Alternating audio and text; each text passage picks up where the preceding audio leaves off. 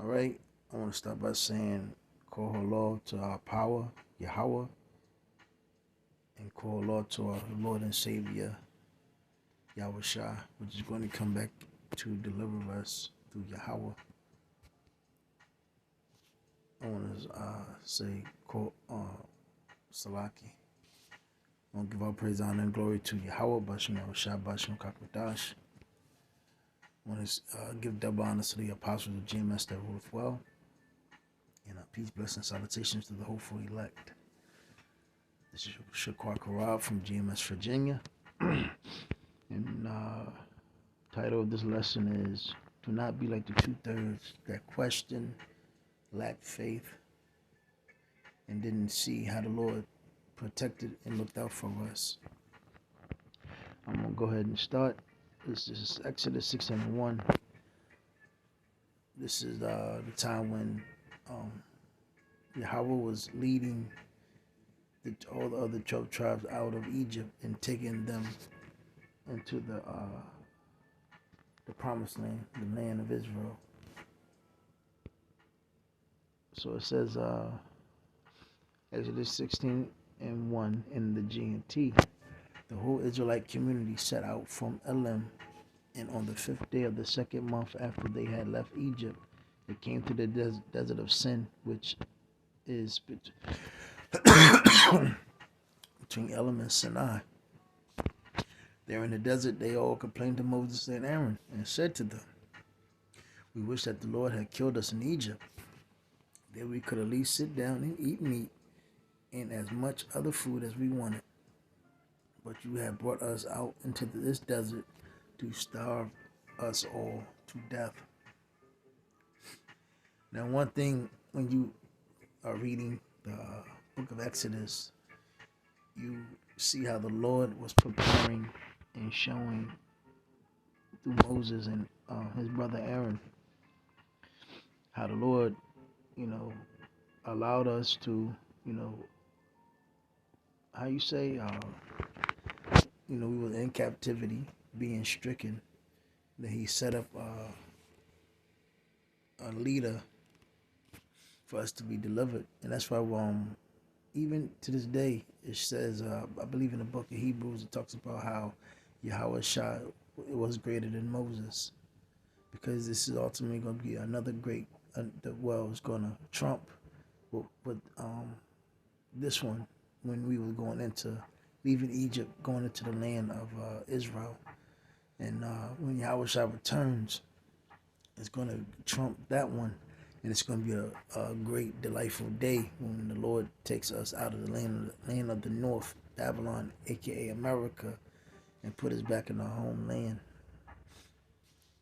So, and this is why we have to realize and read these stories and, have not the faith or the two-thirds wavering and shaky and not understanding to see how the Lord is taking care of us. Yes, it's when you read the book, Sirach, the 2nd chapter, it talks about, preparing your mind for temptations. And I'm also speaking for myself as well. So it says, the Lord said to Moses, "Now I am going to cause food to rain down from the sky for all of you. The people must go out every day and gather enough for that day. In this way I can test them to find out if they will follow my instructions." So the Lord does certain things, and he does things on his will and on his behalf, because ultimately Yahweh knows his people the best. So he takes us, and he will always put us through certain situations to test us. Thus, you had the test of Job with Satan. And it says, on the 6th day, they are to bring in twice as much as usual and prepare it. So Moses and Aaron said to all the Israelites, "This evening you will know that it was the Lord who brought you out of Egypt. In the morning you will see the dazzling light of the Lord's presence. He has heard your complaints against him." And even to this day, you have Jake in the same mindset, basically telling us to shut up, get out the way. Why are we provoking Esau? Why are we provoking the modern day Egyptians? And why are we, we good? You know, just leave us here because we're taken care of. Esau gives us handouts. We can eat what we want. We can party. We can go into our folly as much as we want. There's no, how you say, there's no stoppage as long as niggas how you say, are good servants, good boys, and Esau can gain maximum potential, maximum how you say, gain off of our women. Our people are content. So it says, he has heard your complaints against him, yes, against him, because we are only carrying out his instructions. Then Moses said, it is the Lord who will give you meat to eat in the evening, and as much bread as you want in the morning, because he has heard how much you have complained against him. When you complain against us, you are really complaining against the Lord. Same thing as today. At first when Yahushua was here, they complained against Yahushua, who they were really hated the Lord. Same thing in our fashion today. The same way you hate us, you hate Yahushua. And ultimately you hate Yahweh. You always hated your power. And it's the same thing today. Complaining, bitching, groaning, and always fucking just miserable. Jake just got to be destroyed. Moses said to the 2/3. Moses said to Aaron, tell the whole community to come and stand before the Lord because he has heard their complaints.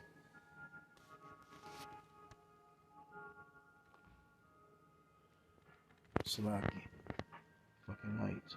As Aaron spoke to the whole community, they turned down the desert, and suddenly the dazzling light of the Lord appeared in a cloud. Then the Lord said to Moses, I have heard the complaints of the Israelites. Tell them that at twilight they will have meat to eat. In the morning they will have all the bread they want. Then they will know that I the Lord, am their power. In the evening a large flock of quails flew in, enough to cover the camp, and in the morning there was dew all around the camp. When the dew evaporated, there was something thin and flaky on the surface of the desert.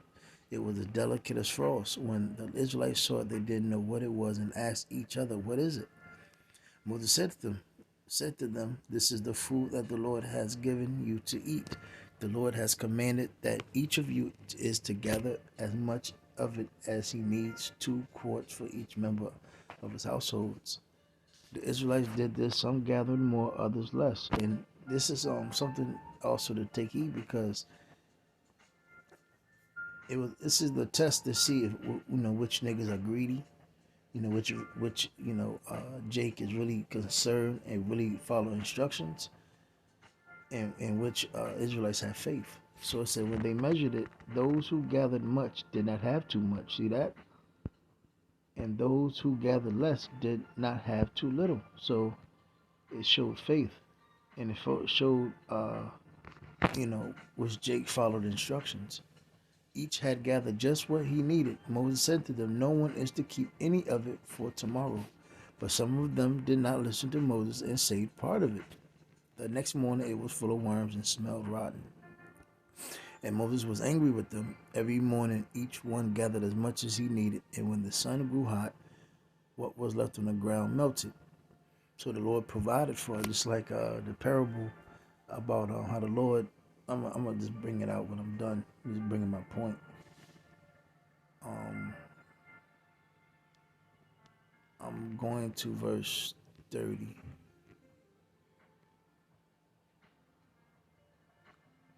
On the 6th day, they gathered twice as much food, 4 quarts for each person. All the leaders of the community came and told Moses about it, and he said to them, the Lord has commanded that tomorrow is a holy day of rest dedicated to him. Bake today what you want to bake and boil what you want to boil. Whatever is left should be put aside and kept for tomorrow. As Moses had commanded, they kept what was left until the next day. It did not spoil or get worms in it. Moses said, eat this day, because today is the Sabbath, a day of rest dedicated to the Lord, and you will not find any food outside the camp. You must gather food for 6 days, but on the 7th day, the day of the rest, would be gone. Well, I mean, on the day of rest, there would be none. And the Lord showed ultimately on that sixth day that the Lord was going to provide enough food for that Sabbath, the seventh day. So it was a test. On the seventh day, some other people went out to gather food, but they did not find any, just like the Lord said. So there you go. You had Jake that didn't have faith. He didn't follow instructions. Then the Lord said to Moses, how much longer will you people refuse to obey my commands? Remember that I, the Lord, have given you a day of rest, and that is why on the sixth day I will always give you enough food for 2 days. Everyone is to stay where he is on the seventh day and not leave his home. So the people did no work on the seventh day. So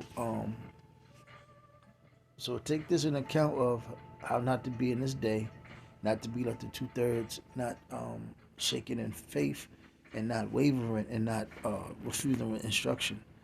I always said, think about consider the birds, how they take care.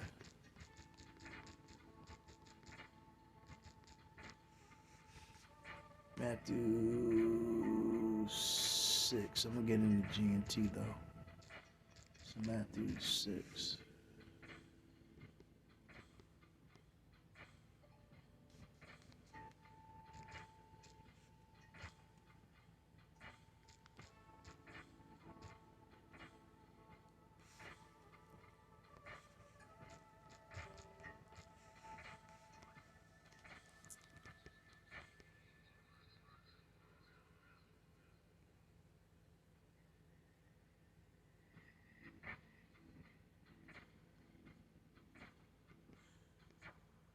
All right, so I want to start at verse 19. So Matthew 6 and 19 in the G&T.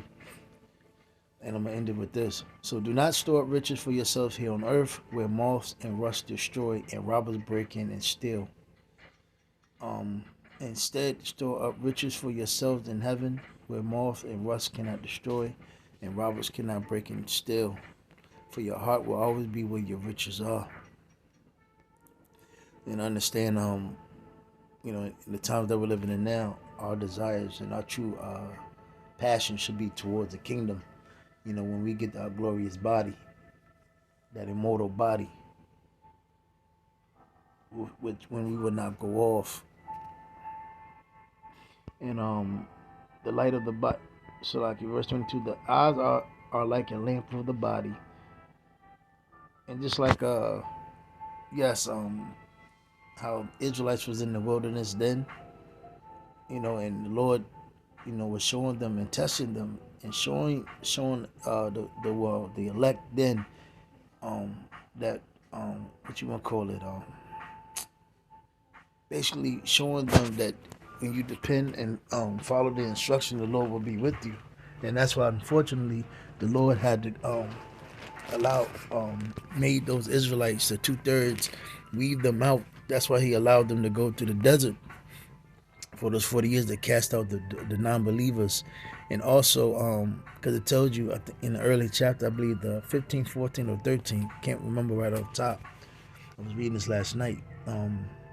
He could have easily allowed you to go through the easy route and go right into the land of Canaan, but the Lord said, Yahweh said he wanted to test his people, so he casted them and made them go through the desert to actually show how the Lord looks out for his people. So it says the eyes are like a lamp for the body. If your eyes are sound, your whole body will be full of light. But if your eyes are no good, your body will be in darkness. So if the light in you is darkness, how terribly dark it will be. So, today, that's why majority of our people have to die, because they're full of dark. And the prophets that the Lord sent through Yahweh Shah, we're like a nuisance to our people, because the people have become dark. So it's like our people were blinded by the Egyptians and the Egyptian society. Our people are blinded by the American society, and they want to stay here. And it goes on to say you cannot be a slave of two masters. So you can't serve Yahweh Bashim Shah and then you're going to think you're going to serve Esau. It doesn't work.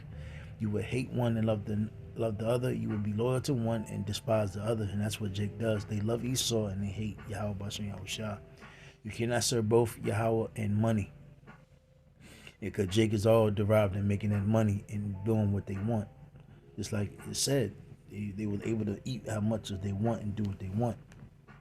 This is why I tell you, do not be worried about the food and drink you need in order to stay alive, or about clothes for your body. After all, isn't life worth more than food? And isn't the body worth more than clothes? Look at the birds. They do not plant seeds, gather a harvest, and put it in barns, yet your Father in heaven takes care of them. Aren't you worth much more than birds? Can any of you live a bit longer by worrying about it? And why worry about clothes? Look how the wild flowers grow. They do not work or make clothes for themselves. But I tell you that not even King Solomon, with all his wealth, had clothes as beautiful as the one of these flowers.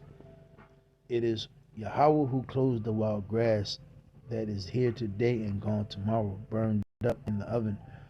Won't he be all the more sure to clothe you? What little faith you have.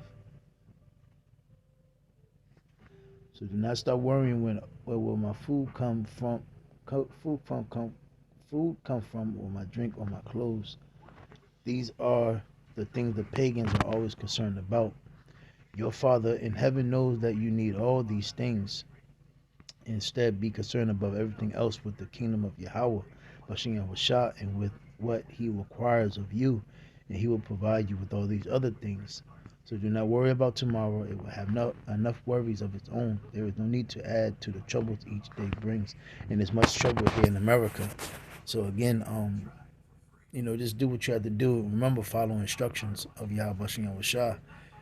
That's why we rehearse those righteous acts and rehearse the laws, because, first and foremost, we worship Yahweh Bashem Yahushua. We don't dishonor His name, and we love our neighbor as ourselves. So again, that right there, hangs up pretty much the law, because since we just found now waking up to who we are in these last days, we have a great devotion to serve and honor and worship our power, and we do that in our belief, our actions, and us pushing this gospel on the frequent that we do.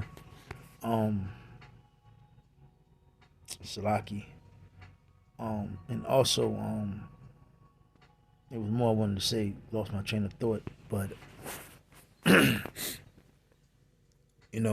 things. How you say? Salaki, and loving our neighbor. We show that through our actions as well. Us not stealing money from our own people, knowing who to do right by, because the scripture talks about do good to the godly man and not the sinner. And again, we actually love our people because why? We sit there and devote and make our bodies a living sacrifice to do these lessons for Yahweh Bashem Yahushua and also for our people. Because, all in all, you really have to have a love for your people, the nation of Israel, the 12 tribes of Israel, to be able to come out there and do these lessons. Because if not, you'll be a scumbag. You'll try to do everything in the world to bring up distrust and hate, and basically you will become a rapper and lie, steal, cheat, lie, and do all types of the most degenerate things that become and promote so much folly to destroy your people. So again, let's not be like the 2/3 that lacks faith and did not follow instructions. That goes for the brothers, the few sisters out there, and that also goes for me. But Lord's will, he was edified. Shalom.